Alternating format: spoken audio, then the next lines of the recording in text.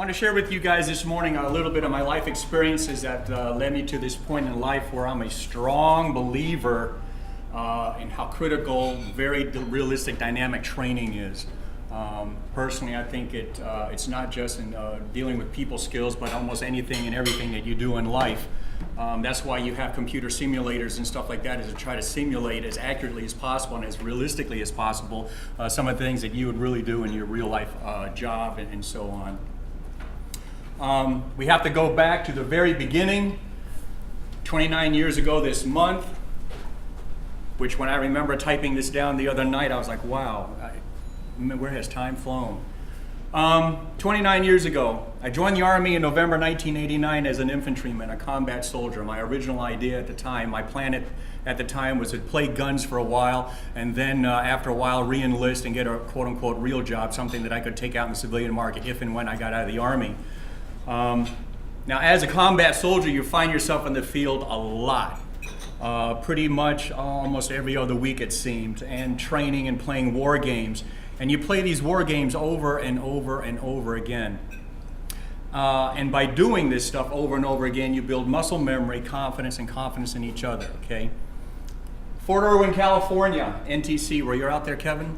Thankfully, no. No, yeah, well, you didn't miss anything.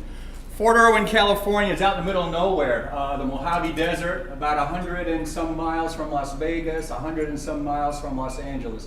It's out in the middle of nowhere. Originally established in 1940 as an anti-aircraft training facility, it later became known in 1979 as the National Training Center, NTC, where all U.S. military units from all branches go and train, and not just train in small unit sizes. This is where brigade and division, battalion-sized units, 1,000 men or more, will actually come together and really do some very realistic dynamic training out in the middle of nowhere. And this is also a sprawling live fire range where you're going to have airplanes, tanks, infantry, artillery, all firing real guns, real bullets, all at the same time. It's very dynamic. In late July 1990, I was there with my unit, part of the 1st Brigade of the 24th Infantry Division out of Fort Stewart, Georgia. And when I was there, literally there was nothing out there. It had only started becoming built up and all that in the late 70s through the 80s. So when I was there, it literally was nothing. We were living in the sand, on the sand. It was tough. And yes, we did whine, cry, and bitch about it, but that's the way it was. The few buildings that they had out there at the time, it really looked like one of those Western movies where you have that outpost out in the middle of nowhere, just a few buildings and a U.S. flag flying on a flagpole. But that's the way it was in those days. Today, it's very, very built up. You have mock villages and mock cities out there to simulate some of the combat situations that U.S. forces will probably run into today. At the time that I was there, the doctrine and thinking at the time was to be able to prepare to fight for large Soviet forces in Eastern and Western Europe. Of course, today everything's protracted and a little bit more condensed, and you have a lot of urban warfare situations. These cities and so on are very realistic. You have a simulated mosque. And they have what they call MELT, military operations in urban terrain. They have simulated towns and cities like this in several U.S. military bases, and they're very realistic. You can walk down Main Street and recognize a church, a supermarket, an apartment building. It's very realistic. And of course, what they have over here in NTC now is very, very dynamic. And everything's linked up electronically. So the generals in their air-conditioned rooms, because it does get hot out here in the Mojave Desert, they can sit on these large screen TVs and basically watch everything and every movement, every soldier, and see how they do and react. But again, when I was there, it was desert, absolutely desert. So in July 1990, my unit and I spent about 2 weeks out there playing war games, and while on leave on August 2nd, 1990, I caught the headlines. Iraq had invaded Kuwait. And I remember my friends and I joking about whether or not we would deploy, because the 24th Infantry Division is the heavy arm of the Rapid Deployment Force of the U.S. military. So whenever there's a hot spot in the world, the 82nd Airborne and the Rangers would deploy first, being the Rapid Deployment Response Force, and then the 24th Infantry with our tanks and armored personnel carriers would follow up. And so that's basically what happened. The 82nd deployed to set up blocking positions to keep Iraq from invading into Saudi Arabia. And then we followed up, and a short 4 weeks later, September 1st, 1990, I arrived in country on the USS Bellatrix, which was a supply ship carrying material and all that. And there's a very young me. Wow. So while we were there, between September 1990 and January, February 1991, where the war began, what is it that you think we did in those 5-6 months?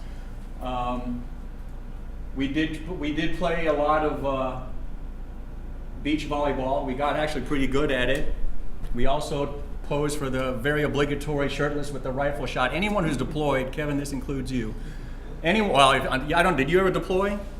Anyone who deployed and did not pose for one of these photos and denies posing for these photos, I say is lying. Did you pose for a photo like this? I posed for a lot of this. This is just what you do when you're young. But what we did is we played a lot of war games, and everything that we did at the time was very defensive in nature. That's a Bradley fighting vehicle. It's an armored personnel carrier. It carries on the books. It says it can carry like 10 people fully equipped. The reality is maybe 6, with our packs and our rifles and stuff like that. 25 millimeter cannon and 2 anti-tank missiles right here. And I was a driver during Desert Storm for one of these, and I became a gunner later. But everything we did when we first got there was defensive in nature. Again, the idea was to make sure that Saddam Hussein did not invade into Saudi Arabia and cut up oil supply lines and stuff like that. And I do remember my friends and I talking about how there was just absolutely no way we would lose a shooting war with the Iraqis. We were very familiar with how well we had trained. We were very familiar with how we had trained. And for crying out loud, we had just spent 2 weeks in the Mojave Desert. So we literally had just been acclimated with hot weather and all that before finding ourselves here. It was hot there, folks. I don't know if anyone spent time in the desert. We would, quote unquote, wash our clothes when the weather was warm enough. And we would lay it out on top of our tracks to dry. And I swear, in about 15 minutes, not only was our clothes dry, but it was stiff like cardboard, like starched. It really sucked the moisture out of everything. 100 and some degrees in the shade. And I guarantee you, we whined, cried, complained, and bitched in those days. In those days, unlike the current technology where people can Skype and email their families back home, in those days we had snail mail. And we had to wait weeks to hear from home and get packages and stuff like that. Yeah, we had it tough. So when training in the field, very realistic, it's very realistic training, because if you ran out of blanks, you basically ran out of ammo. If the first sergeant was killed and wounded while bringing meals or mail, we went without food and mail and so on. If we were killed or wounded on the field, the medical units would go through what they had to go through, simulating dressing wounds, simulating filling out the paperwork, and simulating transporting the body back. When we got reconstituted and brought back to our units, they simulated doing the paperwork as if we were a new replacement. I mean, it was very, very realistic, the training and stuff that we went through. Christmas 1990. By then, things had started taking an offensive tone. By then, we knew that the UN resolution and all that the coalition was really coming together, and that there was a building a chance and probability we were actually going into a shooting war with the Iraqis. On January 17th, 1991, the Allied coalition began devastating airstrikes against the Iraqi forces. And at that time, my unit and I was very quietly transported to our tactical assembly areas out to the west and just south of the Iraqi border. And then what a lot of people don't realize is that we did do a lot of over-border reconnaissance missions into Iraq for kilometers at a time, just getting a recon and a feel for the ground that we were going to be going into. Here's a photo of us laying around our Bradley. You guys are probably aware that pictures never do anything justice. When you're sitting there in that desert, especially where we were at right here, it was flat for as far as the eye could see. It's just like being out in the ocean water, flat. Very disorienting. This is us just south of the Iraqi border. We're just hanging out. That's me. We're probably having ramen. Ramen was a staple food of choice instead of our military meals, our MREs. And then this is a photo of just before the ground war. This is Iraq over here on the right, Saudi Arabia on the left. If you guys remember from your history books, Saddam Hussein was threatening to fill these ditches with burning oil and all that. These ditches ran pretty much the length of the border from Kuwait, from the Red Sea, all the way, the length of the border. My mind just drew a blank. Is it the Red Sea? No. Persian Gulf, yeah. At 4 a.m. on the morning of February 24th, 1991, the ground war began. 4 o'clock in the morning, 7 o'clock Eastern Standard Time, and my buddies and I loaded up and crossed the border. This photo is a staged photo of a moment my best friend and I had about 2 minutes before. We were just loading up and getting ready to cross the line of departure, and we shook hands. It was a somber moment, and I just realized this was just one of those moments when I really, at that time, did not know if we would see each other again. So I told him to come back. Let's do this again. And I told someone to take a picture. Fortunately, today we're still around. He's a part of the Ohio Tactical Officers Association. He was a cop, and he ended up being a cop also in Ohio, doing very well for himself. So we made it home. But I wanted to make sure I caught this somber moment because we had no idea what the future was going to hold. When we started the ground war, the weather was relatively good. We soon found ourselves in blinding sandstorms and rain and mist, which would last for about 2 days. 12 hours later, we would have our first engagement with Iraqi units. So this is the 24th Infantry Division. Our staging area when we first arrived in country was somewhere off in this area right here. We got trucked and transported out here to our launching point, and then we launched and we came up, and our objective was ultimately to block and set up blocking positions on Highway 8, which is a 6-lane highway and the main road between Kuwait and Baghdad. We had first contact at 3 in the morning on February 25th, and we continued to fight our way through. When the sun came up, we took a break. This is a quick photo I took that morning, the first day on the 25th. In the distance, you see burning Iraqi positions and vehicles, and then we mounted up and kept going. Again, our objective at the time was to drive up here. We fought and took Talil Air Base, and then some of our fiercest fighting was as we followed Highway 8 around, because the Iraqis recognized that suddenly they were surprised and realized that we had encircled them, because nobody thought any U.S. forces would cross this vast no man's land, this desert, effectively, and set up a pincer movement right here, completely encircling Iraqi units in Kuwait. Some of our fiercest fighting was for them trying to defend that highway. They were very quickly obliterated. We arrived on that highway on February 27th. This is me standing guard. In the background are some shattered vehicles and all that. I remember one moment where a large semi-truck designed to carry 2 tanks was rumbling up the highway carrying a single Jeep, which I imagine was a general's Jeep.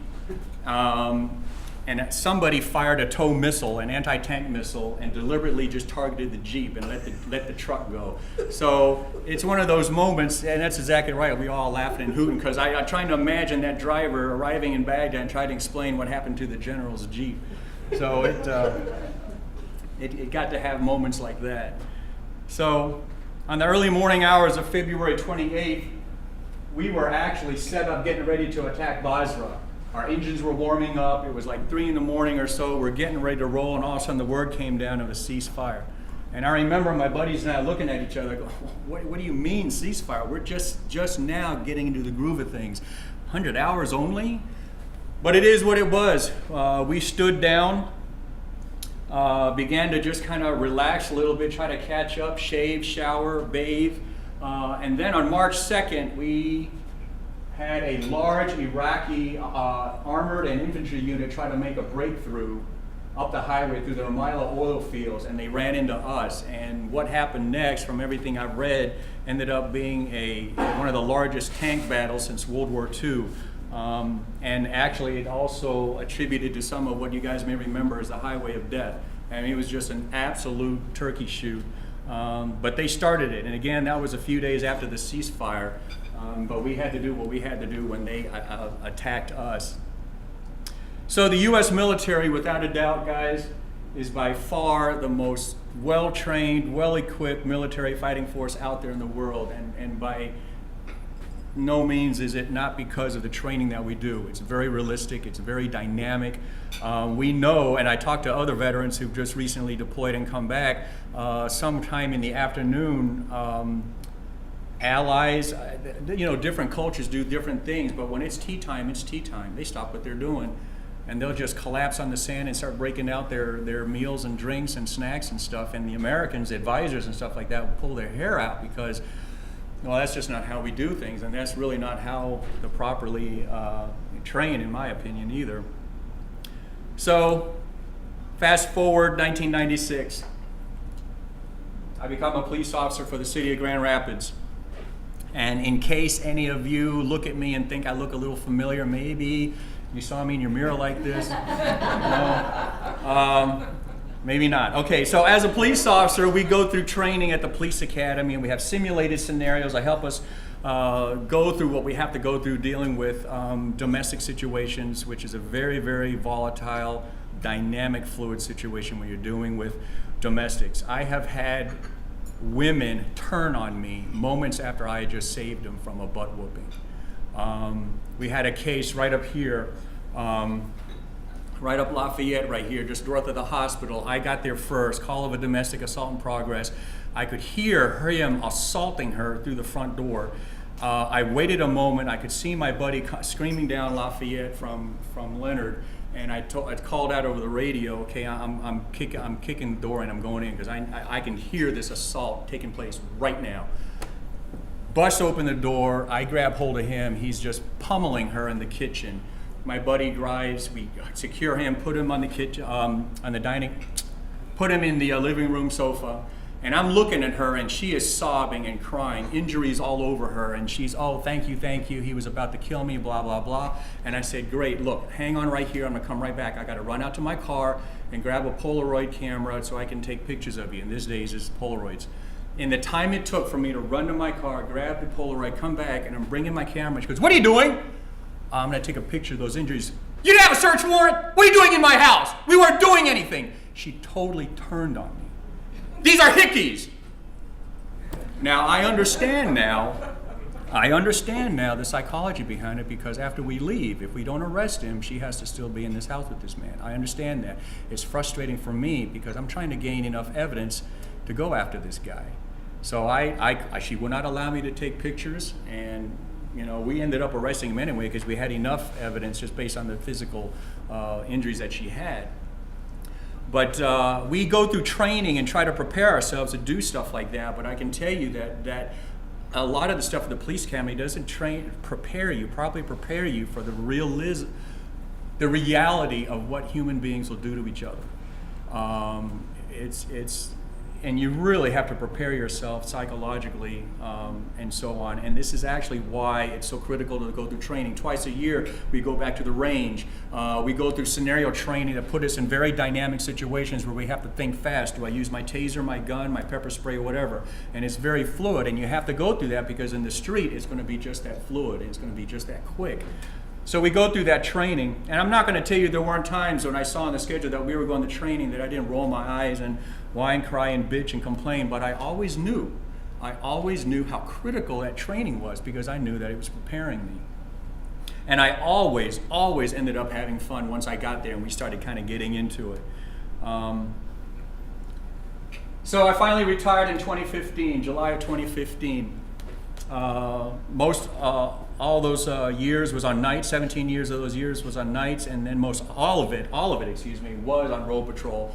Every time I had an opportunity to sign up and apply to be a sergeant, something would happen on the street, and that would just remind me of how much fun and how much more dynamic and fun the stuff was I was getting into as a road patrol officer. Because once you become a sergeant, as you know, anywhere in life, you start rising in rank and you start getting different supervisory positions, you get further and further away from the action, which is great for some people.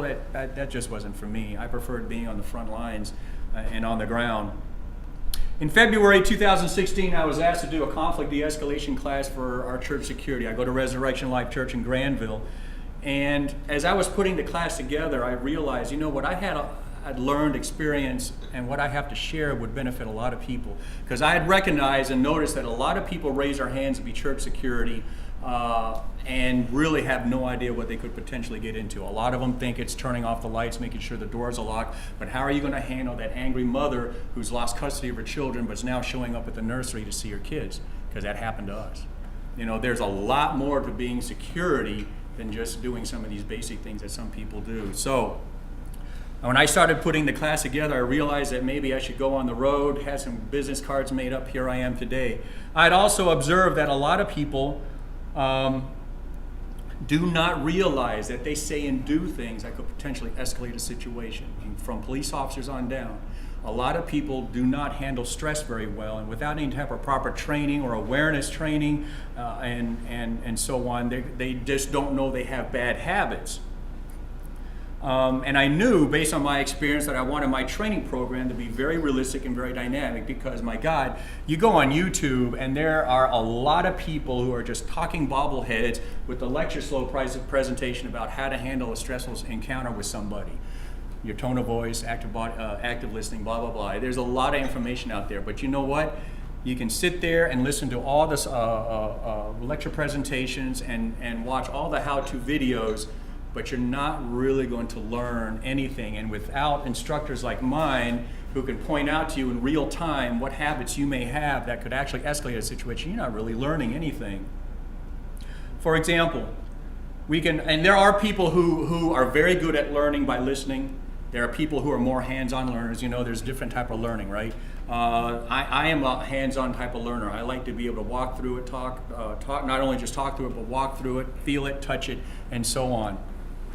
And one of the examples I give in my lecture presentation to talk about how critical realistic dynamic training is, how difficult can it be to roll a stupid ball down a perfectly level lane, 60 feet long, 3 feet wide, at 10 bowling pins already stacked up for you. But for any of you who've tried bowling, you realize there's a lot more to it.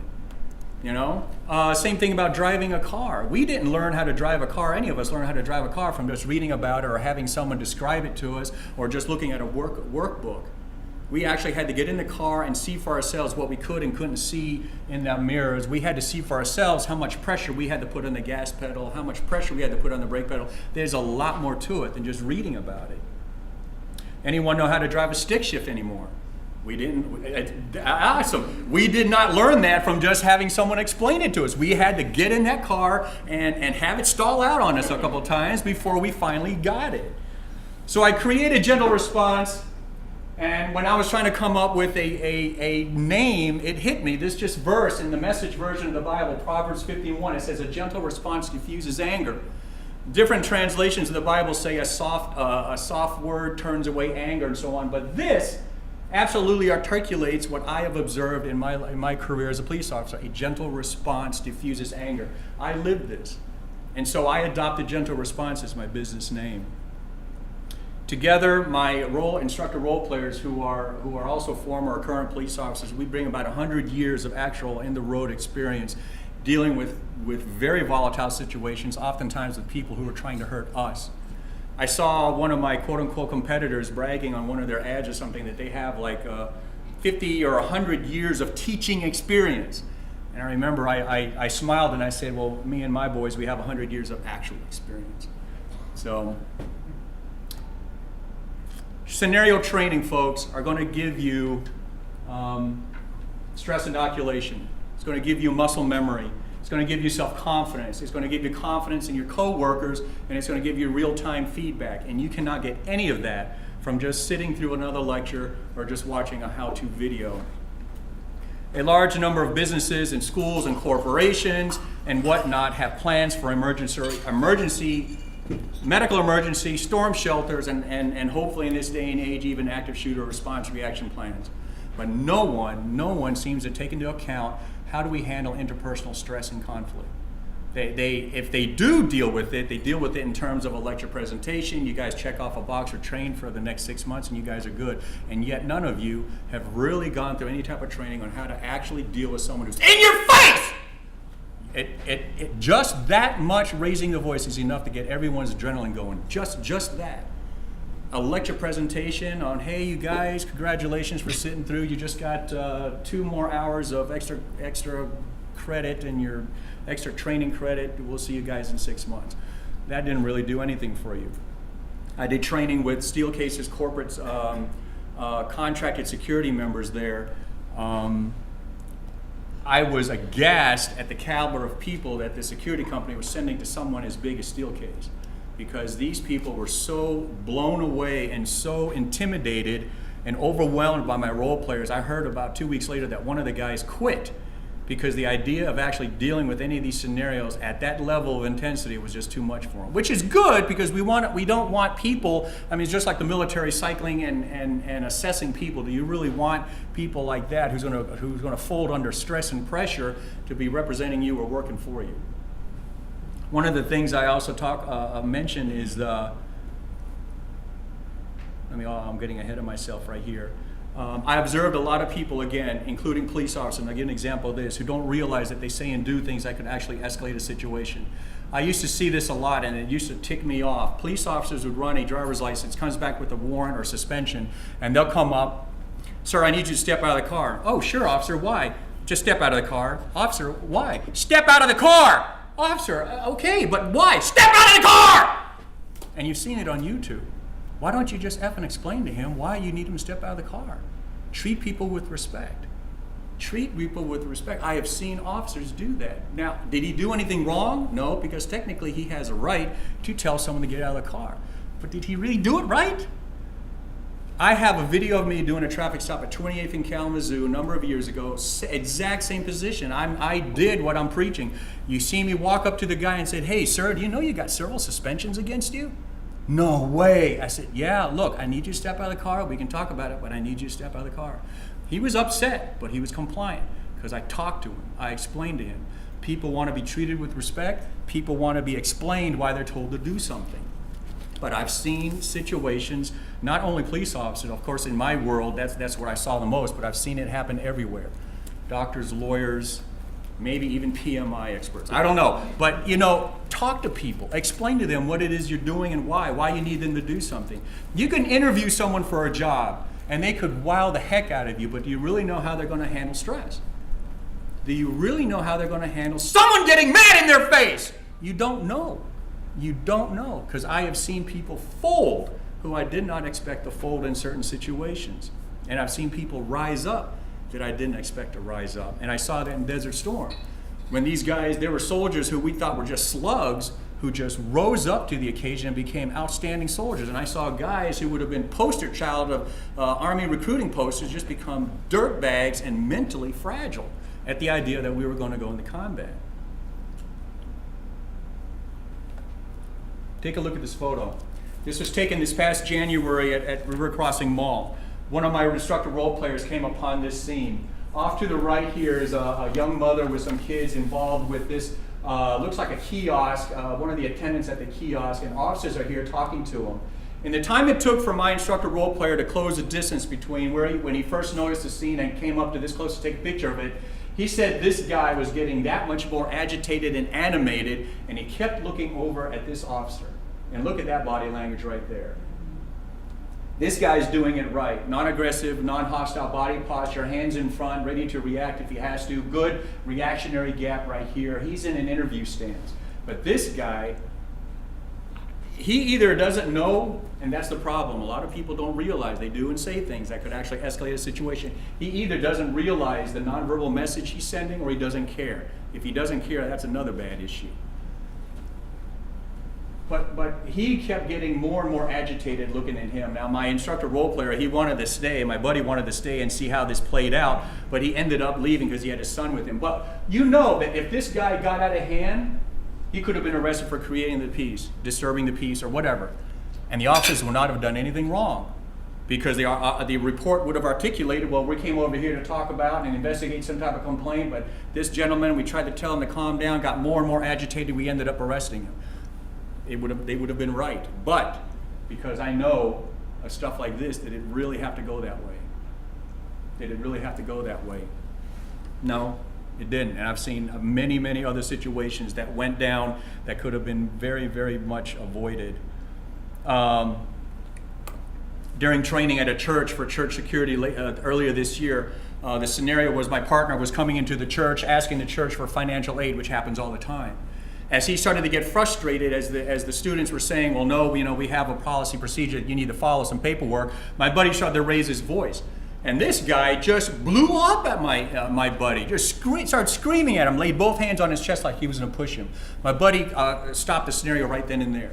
Asked him, wow, what made you think that that's the right thing to do to yell at me? Now remember, the scenario is I'm here asking for financial aid from the church. Why would you go off on me like that? And the guy explained, and he's late 60s, middle, late 60s. He said, well, I have observed in my life, I have experienced that if I mirror someone's behavior, they will see how they're behaving and it will change their behavior. I have never seen in my life two people yelling and screaming in a situation like that work itself out peacefully. I've never seen it. But this guy is going through life believing, hey, if you get loud at me, I'll get mad at you. And he thinks that's actually going to solve the situation. Okay. My instructor role player explained to him, no, we don't think so in our experience, and we would encourage you not to be raising your voice at someone who's already agitated and upset. Another training seminar, part of the objective of my training seminars is to get people to realize that they need to think and to continue to listen to a situation even as their adrenaline and stress level goes up. I was recently role-playing for church staff, and my scenario was I was a father demanding his daughter be taken out of class and brought to me right now. They were so hung up on me going to the office to properly sign in that a lot of them missed that I was talking and giving very loud, clear verbal clues that I was planning a murder-suicide. They were so hung up on having me go to the office. And I'm sitting there, you know what? The wife wants to divorce me, but I guarantee you my daughter is not going to grow up with a stepdad. I am going to take care of that today. Just bring her to me. I'm dropping all these verbal cues. So part of the, again, dynamic scenario training, you're not going to get that and learn that ability and learn and recognize that you need to think straight and be able to think under stress from just watching a lecture presentation or reading a manual on how to handle situations. I had another situation, and part of de-escalating a situation is recognizing when you're not helping. I had a situation where this lady, an administrator, I took my focus off of her to start engaging the second person in the room. And this lady raised her hand up to keep that other lady from getting involved so that she could maintain the contact with me. Now, folks, that really made me mad, even in a simulated situation. And I have seen that happen with officers talking to somebody and they're behaving rudely or unprofessionally or just not handling the situation right, and the person doesn't want to talk to this officer anymore. They'll want to talk to someone else. And I've seen officers go, hey, I'm talking to you. And the situation starts going sideways from there. So this lady insisting that she wanted to be the one to talk to me after I've already indicated I'm done talking to you is escalating a situation. There were many, many times at work when I've arrested someone, they're mad at me and all that. They don't want to talk to me. That's fine. I'll call someone else because I recognize the dynamics. I call another officer to come do the talking and get the confession. I'm okay. I got other things I could do, impound the car or whatever. You've got to try to get your ego and pride out of it. It is very easy for people in positions of authority, police officers, doctors, lawyers, parents, to be offended when they feel like they're being disrespected. It is just a normal animal human behavior to feel offended. That is where you're going to have to keep yourself in check, especially when you're in a career field and you're dealing with a stranger, and you're trying to de-escalate something. You've got to keep your pride out of it. If someone does not want to talk to you, don't push the issue. Unless it's a situation where there is no one else for them to talk to, then you have really got to make sure you do everything you can to de-escalate the situation. So I started out teaching church security, and the short 3 years I've been doing this, I continue to grow and expand businesses, corporations, state agencies, law enforcement, health services departments, school staff, And I also now have a national footprint. Thank you, Lord. I've been to Florida. In a few weeks, we're going to New York City. I've been to Ohio. And for the folks in New York, we're going to be with a law firm on the 20th floor of their building. How cool is that? I'm excited about going there. So, to effectively deal and interact with the difficult person, folks, a person has to be very well aware of your ACE, what I call your ACE. That's going to be your body language, your communication, is your tone of voice, engagement, active reflective listening. All the stuff that you can find on YouTube and on the internet about conflict de-escalation and interacting with a difficult person can be boiled down to these three basic concepts. Your body language, your tone of voice, active reflective listening, your engagement in the moment. Your body language, your posture, your facial expression, do you look like a threat? Your tone of voice, the things you say, how you say it, do you sound like a threat? The two-letter word O-H, very simple, has a multitude of definitions and context just by changing your inflection. Oh. That's how critical a tone of voice can be. You can change the context on almost any word, sentence, and phrase just by changing your tonality, your inflection, and so on. I had a situation, we're going to wrap things up here soon. I had a situation in my church a few years ago, and this encompasses everything I talked about, and this is why realistic training is so critical. Guy shows up, and I turned around, I gave him a big, bright smile, happy greeting. I said, "Hey, good morning, how you doing?" He totally ignored me. Had a fixed stare at the hallway behind my shoulder. He stood there for a moment, and then he had a very purposeful stride. So I'm clicking, okay, ignore my very happy, cheerful greeting, which is not normal animal instinctive behavior, scientific studies have shown. He had a very fixed, focused stare over my shoulder towards the offices where the pastor's offices are, and he, goes by me. As he goes by me, I check his hands, because it's his hands that's going to hurt you. You want to make sure there's nothing in their hands. I checked his waist, make sure there are no obscene-looking bulges or anything, weapons or so on. I get up to follow him. He goes around the corner, and I hear this angry knock on the pastor's door. Now, how do I explain what an angry knock sounds like? I don't know how, but we all know an angry knock when we hear one. I know there's an angry knock coming around the corner. I'm at a crossroads now. I know that how I make myself known and how I present myself to him in those next few moments is going to determine how this contact goes. Because what if I come around the corner with my arms crossed? Hey! Excuse me, I just greeted you and you ignored me. What are you doing in my church? Or something. Even if I had a smile on my face. Hey, good morning, can I help you? Just this body language right here doesn't seem very friendly and opening. Now, what if I'd come around the corner with my hands on my hips also? This is also very aggressive. Or I came around the corner with my finger pointing at him. Can I help you? Rolling up in my church like this? No. I would never say that. The point is, no matter what you say, his body, that little animal instinct deep down inside of him is going to key in on your body language first. As it happened, I just hooked my hands in my pockets. I kind of leaned around the corner to keep the wall between me and him. I checked his hands again, and I gave him another cheerful greeting. Hey, how you doing? Can I help you?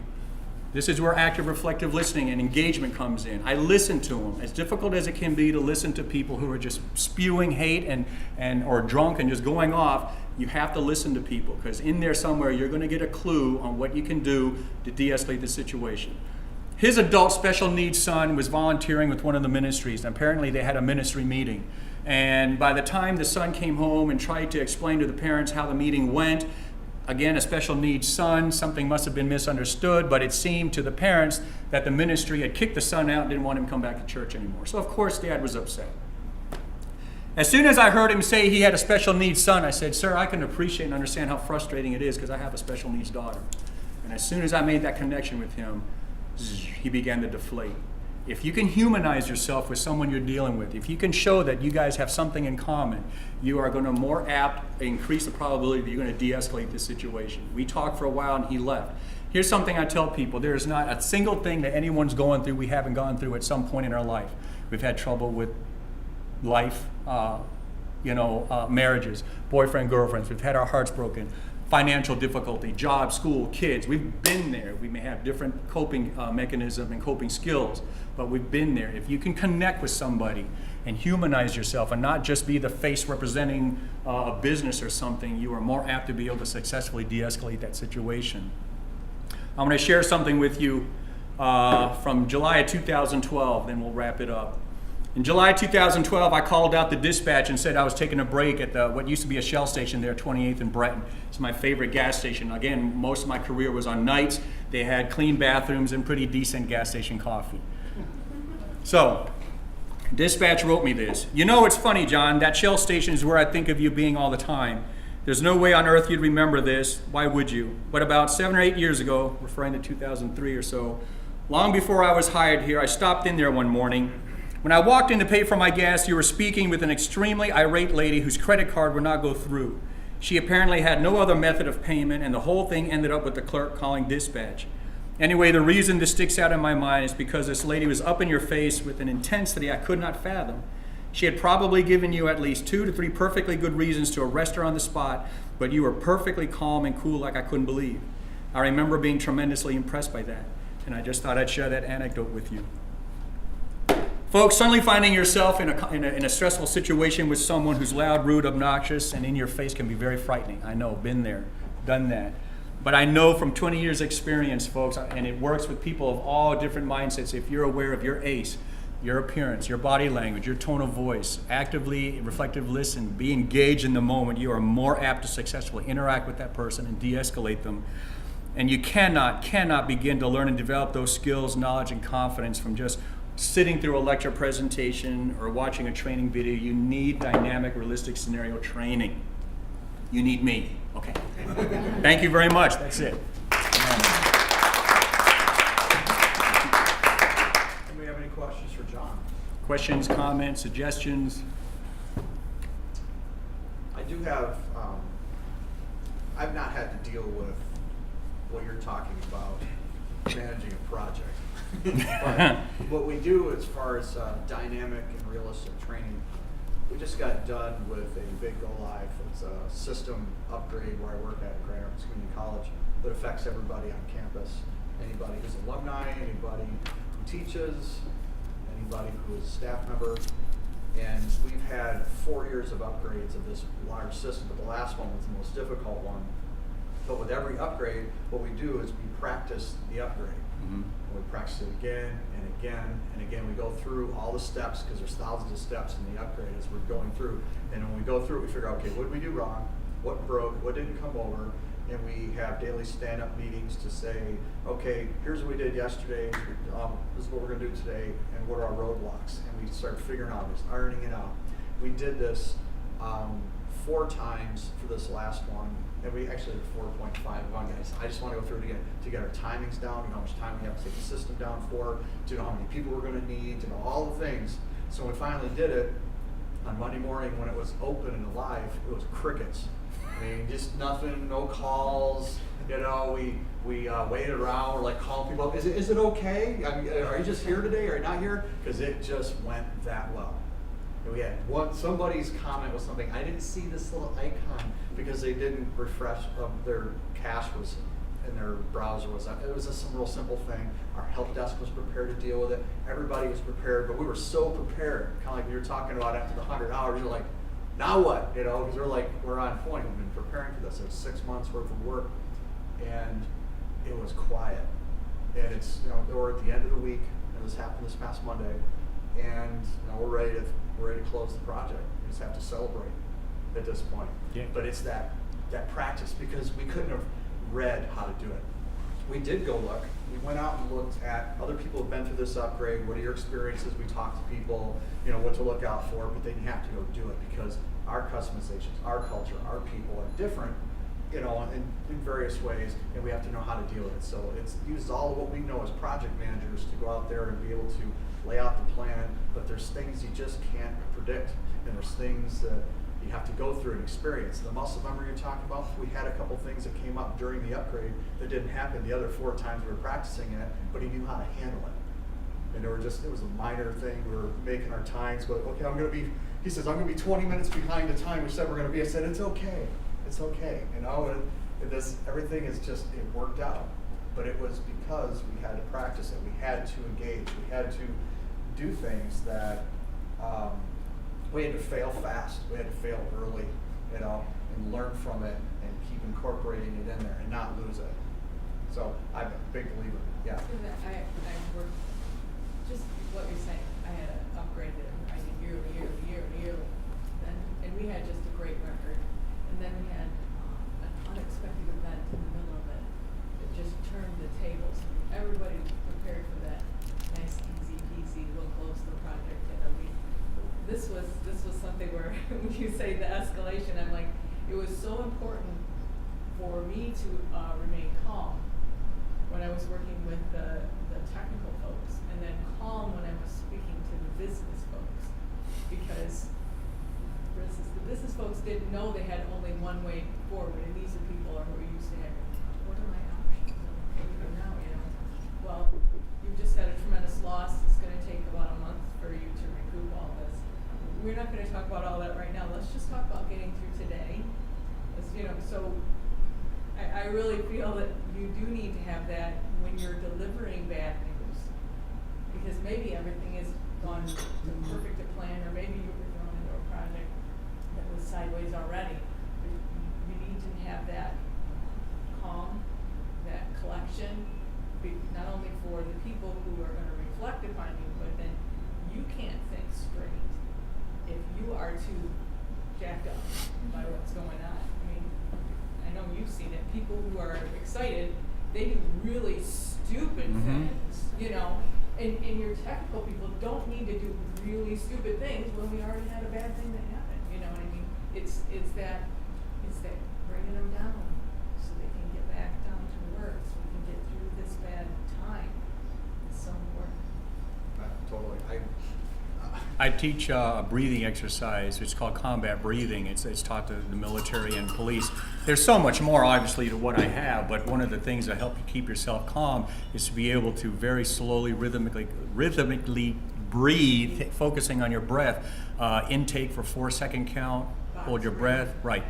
Very slow, methodical, and I still do it today instinctively without even thinking about it. I just do it when I start feeling like I potentially start feeling myself getting stressed out a little bit.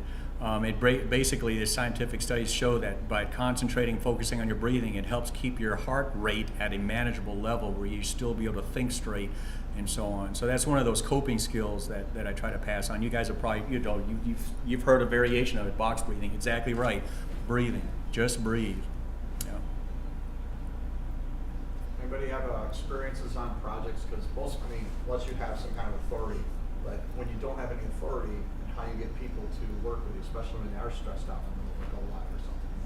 I mean, I've been through two electronic health record go-lives, and I've seen both sides of it. So one, it was like the only prep was you had the schedule, but you were going through it weekly. It was like just everybody in the room, okay, this time we're going to do this time we're going to do this. And it was great when you were going live because you knew exactly what should happen. Then when things didn't happen that way, and let it off for 20, 30 hours sometimes working, you get those stresses and things fall apart. We're just angry with each other. And they're not looking at resolving the issue, they're looking at putting blame, just not be here anymore. And they're not coordinated. Right. Yeah. Yeah. When we had our sideways, I remember this guy was doing this guy was doing this, this guy was doing this, and then people were coming in to relieve them, and they were, oh my God, and I remember getting everybody in the room, and it was one of the things that just finally settled everybody down, started writing down what everybody was doing. Okay, Keith's doing this, Richard's doing this, Tom's doing this, and then we started. Then it was like, oh, okay, well, we've got a hole in this plan. Now somebody has to do this other thing. Okay, and somebody had an idea, and then suddenly they were talking instead of, scared out of their minds and worried and they didn't have cover. So it was like when you were working with so many technical concepts and people they felt like they weren't being heard, just to write it down. This is what we're doing. And then it just became apparent what else had to happen, and then we could assign out what had to happen, next steps, and when we're going to meet again. Like in 2 hours we're going to talk again about what we found, or I'm going to go around and get updates, whatever it was, So, knowing how you're going to react in those situations is really important.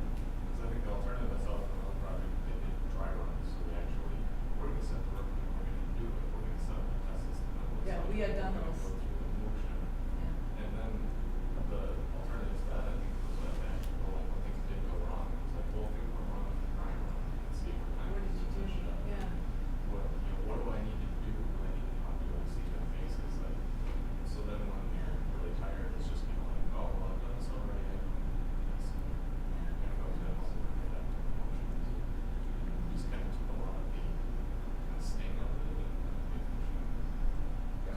it's an invaluable practice, but any emotions I've seen on doing practice that come out because you get it, because there's different people with different levels and what they can handle stress, and some people, they handle their stress, I've seen, by talking too much, and they'll try to monopolize a meeting, and there's some people who just sit there quietly seething, and there's some people that will just not show up, or it's hard to get them to show up. So being able to see that with each practice run, everything's going to be amplified during the go live. So we were able to, when the go lives finally came for all these different projects over the last 4 years, we had people in place, but there's a couple of times where people were just frozen and they didn't know what to do. And because they were so close to the problem, they could not see their way through it. So what I do, because I don't know what to do, I don't know the technical science of this stuff, is way beyond my brain. So I just pulled them out a little bit, started talking to them, joking with them, get them to relax, ask them about their kids, tell them anything except what it is they were trying to figure out. And all of a sudden it started to click in their head what they had to do. And they said, oh, wait a minute. And they jump back in, they fix the problem, and then we're able to move it on to the next stage. Because some people just, they get locked when they get stressed. Yeah. Some people become more heightened by stress, and they're better in stress. Those are the people I find like to procrastinate, you know, so that they need the stress of procrastination to get them alive. So my job is always to figure out how people operate best and try to get them to that place, so when they actually get to the go live, they're in that place. I go buy them their favorite snacks during go live. I go get them, I feed them. I said, you don't have to worry about any of Maslow's lower needs. You know, I got your shelter. Our buildings, because we were doing this over the weekend, I shut the power off in the buildings pretty much, no heat, nothing. So I had to make sure 2 weeks ahead of time that the power was on, that there's heat in the building, because some people, there's several people, when they get cold, they get freaked out. So I made sure there was heat, I made sure that there was shelter, there was food, there was everything. One guy likes 2 boxes of Mike and Ike's, 2 liters of Mountain Dew, and a bottle of cheese, or not a bottle, a bag of cheese curls, the black bag with the orange inside, and he likes all that stuff, and he likes to have it all set up for him. They had everything they needed, and everything just clicked. So, I mean, anything to reduce the stress. You know, let me just say real quick, you're really demonstrating and showing a lot of great leadership skills and knowledge, because that's exactly one of the benefits of trying to, what I'm trying to accomplish when I do my training programs with people, is to try them to get to understand and see in each other's weaknesses and strengths. And your ability to pick out people's strengths and abilities to handle stress at what levels and so on is a sign of a great leader. You've got to be able to do that. For example, I just did training at a credit union in Lansing, and some of the women there handle stress a little bit better than others, and I pointed out to them just recognizing each other, who can handle stress at what level, and at what point do you need to step in to help each other out. Because I really emphasize teamwork also. That's exactly right. That's exactly right. That's part of developing confidence in each other, is recognizing each other's weaknesses and recognizing that you might need a break from all this intense hate and whatever, you're dealing with someone who's angry and all that. I heard someone make a comment at one of my last trainings, oh, you know, we'll never deal with this. Never say never, people. Never say never. You may, and I had a conversation with a guy who also, you know, their career field and all that is mainly offices and computers and conference rooms and stuff like that. You're dealing with human beings. Somebody one day is going to have a bad day. Either their marriage, girlfriend, boyfriend, work, money, whatever. Someone's going to have a bad day, and you don't know if that's the day that person's going to decide, you know what, I've got this .38 caliber in my gun, to hell with it all. You don't know, because all this stuff that you see in the media and all that, it's across the board. It's not just churches, it's also in boardrooms and stuff like that. We went to, you got dispatched to a fight on the west side, a big time construction company, I don't remember their name, had a board meeting or leadership meeting that just absolutely went sideways. When we got there, it was over. Tables are overturned, coffee plates, I mean, it looked like a scene out of a movie. But they had finally got it out of the system. By the time we got there, they said, hey guys, we're okay, blood dripping out of his nose. We're okay, officer, we're okay. No need to make a complaint. I said, okay, that's less paperwork for me. If they're okay with that, I'm okay with it. So I left. But the point is, that's supposed to be a nice little boardroom conference with everybody, and it went to hell. Tables and stuff blown all over the place, broken glass, people crying, blood everywhere. Hey, if you don't want to make a complaint, that's okay. I'm going back to my coffee. I don't need to worry about paperwork. So I would pass that on to you guys. Never say never. Never say never. Yeah. I'm just trying to get a couple things from this that there's more than a couple, but drive-by shootings is what we call them in our company. Yeah. That, you know, you have leadership, you're in the process of your projects and everything's moving forward, and they come in and just, what are you guys doing? You know, like we're communicating to them the whole time, but they walk in like they don't know because they know they want to change something. And basically, Micromanagers? hand grenade. They Kind throw a of. hand Yeah. grenade in the middle of In the it. middle of it, and so everybody's reacting, right? And to get everybody back together, so we're picking up the body parts after they leave and trying to keep that. So I think there are some things though, even, you know, besides having violence come into the workplace, but how to deal with the aftermath of, you know, the drive-bys and reducing the drive-bys, trying to de-escalate a drive-by when it's in progress, right? Because, so my family's a lot of police officers, so I always use a lot of terminology, but that's what I'm trying to figure out right now is like, how can I be influential without overstepping my bounds of my role when leadership comes in and wants to do a drive-by shooting to the team and it's not helpful or productive in the way they're doing it if they have a change, right? Yeah. So how can you, like, behind the scenes? That's like a mental and emotional drive-by where they suck the morale, everything. They demoralize All the team, work they you just come have in, done. everything, yes. Yes. No, So- my first thought and response to that is at the time that it's happening,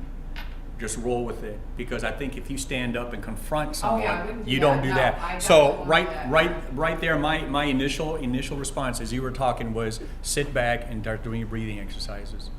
Just breathe and already start formulating how you're going to start picking up the pieces. Start formulating in your plan. One of the things I talk is that the body can't do what the mind doesn't know. If you don't go through your mind and war game in your head how you're going to pick up the pieces and all that, you're apt to either underreact, overreact, or do nothing at all. So I would suggest, and you're probably already doing it, is just take a deep breath and just do your breathing exercises and think about how you're going to handle it after they get done doing what Yeah, they're doing. not, like, I think Yeah. all of us still are going into freak out mode, you know Okay, what I mean? Like, yeah. your brain just is like, you're mad, you're angry, you're already, Yep. you know, you're Yep. emotionally reacting, so I think the breathing would be great to It- just, The breathing and know what's gonna acceptance. happen. Yeah, Accept that's that this right. happened. The last major church shooting that we had before the synagogue in Sutherland, Texas, witnesses said that there was an eerie silence as a gunman walked around shooting people, reloading, shooting people. Okay, the eerie silence tells you two things: no one was running, and no one was fighting. Okay, the synagogue, same thing. It was elderly people, so he targeted elderly people. Several years ago, that nightclub in Orlando, a gunman walked in there. He was outnumbered 300 to 1. Walked around reloading, walked around calling 911 and making fun of people, making fun of the police. Outnumbered 300 to 1, not one person thought about putting a beer bottle upside his head. And that is an extreme example of people just absolutely going into what I call a vapor lock and doing nothing. You've got to war game in your head. You've got to think about how you're going to react and respond to different situations. In the middle of a crisis moment when you have an idiot blowing up like a hand grenade can be very frustrating. Been there, done that with young lieutenants out of college. I don't know if you experienced. Were you a lieutenant? Maybe you're on. No. Okay. But I can relate to that because you have these young kids come out of college, now officers, and they want to go and start flex their muscles, and you just want to bop them upside the head and say, "Kid, shut up." You know, shut up. You know, until you've spent time in the field with me. And I remember we got a new lieutenant right after we got back from Desert Storm, and I know he felt the gap between us and him, because we had just spent through Desert Storm and he just got out of college. He was smart enough to recognize, just keep his mouth shut, just follow along for at least a year or two, spend time in the field with us. That was a good leader. He ended up being a good guy. But I know what you're talking about, been there, done that. Same thing with some of these guys I thought would be awesome sergeants, the road patrol officers. They get stripes and all of a sudden they feel like they have to flex their muscles and let people know, hey, I'm a sergeant now. Yuppie-doo-dah. You know, so. I think that's what I don't know these people, but when you said that they want to flex their muscles, there are sometimes people in those hires, you know, I haven't had an fixed site in the day, okay? It's not that, I'm it's gonna go just stir it's this their up. mindset. This is how, you know, the company's been around 50 years. This is how we they've do done it. things. And it's like, we're making a lot of progress. So don't get me wrong, we have PMs, which is huge, you know, just to Yeah. have that. So we're excited about that. But that's, just trying to somehow, behind the scenes, start getting away from the drive-bys and making a bigger gap so it's not just coming in and blowing up the whole project. It's, you know. So if Owning- after a owning the drive-by, change. you've gathered that group together in a room and you did some breathing and some, okay. Right, and And just just do that. settle down, just to do a touch base on where everybody is at emotionally. That might be a starting point, and then, making sure they understand that the work they've been doing is important and is good and, you know. Not wasted. It's not wasted, so that there's some repair, and then if the drive-byer wants to know why you guys are getting together, well, we just wanted to, you know, decompress on everything and then say, make sure we got it all, or whatever bullshit you wanna tell them. I would encourage you to use as much humor as possible. Yes. I've seen this effectively work after a butt chewing or someone blowing up like a hand grenade, just like you're saying. There'd be a moment of silence after the problem walks away and someone will make a comment, wow, did you see his tie? Just, you know, just, Random. yeah, just so moments like that, and again, laughter and smiling. So anyway, yeah, I don't know if that necessarily answered your question, Darcy, but No, it breathing did, yeah. exercises, you know, breathing exercises. I don't know the dynamics of your leadership. Is it someone that you can approach later to say, hey, sir, that was just way out of line? But maybe it's not possible. Yeah. So you guys may Making be in, progress. yeah. It's just, you know, it's just growth, you know, when you go in that growth period and stuff like that. Breathing exercises and humor. I told people from way back when, you've got to laugh at life or it will beat you down. You've got to laugh at life. Well, thank you, appreciate it. Well, thank you for listening. Thank you for coming.